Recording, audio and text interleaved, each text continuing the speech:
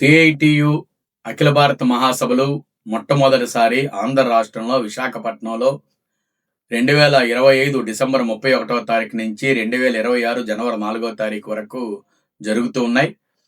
దీనికి దేశం నలుమూలల నుండి 1600 మంది కాకలు తీరినటువంటి కార్మిక నాయకులు హాజరవుతూ ఉన్నారు.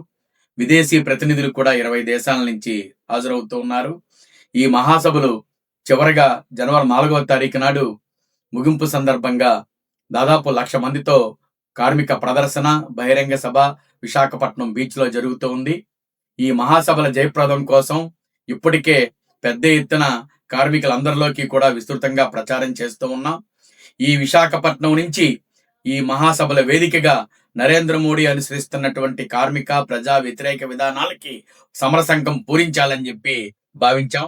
పని గంటల పెంపుదల గాని, కార్మిక చట్టాల్లో మార్పులు గాని, లేబర్ కోడ్స్ తీసుకురావడం గాని, ప్రభుత్వ రంగ పరిశ్రమల ప్రైవేట్ కంపెనీలు కారుచౌకగా కట్టబెట్టడం గాని, వీటన్నింటి మీద కూడా కార్మిక వర్గాన్ని చైతన్యవంతం చేసి భవిష్యత్తులో మరిన్ని కార్మిక వర్గ పోరాటాలని నిర్మించడం కోసం ఈ మహాసభలో చర్చించబోతున్నాం.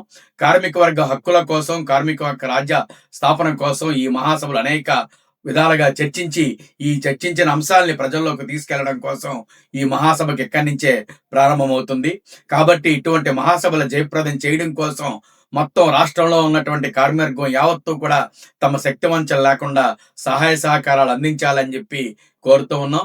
ఇప్పటికే మహాసభల ఏర్పాట్లకు సంబంధించి శరవేగంగా జరుగుతూ ఉన్నాయి. మొత్తం విశాఖపట్నంలో ఉండే అన్ని పరిశ్రమల్లోనూ అసంఘటిత రంగం, సంఘటిత రంగం అన్ని చోట్ల కూడా కార్మికులు ప్రత్యక్షంగా పరోక్షంగా కలిసి వాళ్ళ యొక్క సమస్యలను తెలుసుకుంటూ వాళ్ళని మహాసభల జయప్రదం కోసం సహకరించమని చెప్పి సిఐటియు విశాఖ జిల్లా కమిటీ ఆధ్వర్యంలో ముందుకు వెళ్తూ ఉన్నాం. భవిష్యత్తులో కూడా మరిన్ని పోరాటాలు నిర్మించడం కోసం ఈ మహాసభలు వేదిక కాబోతూ ఉన్నాయి.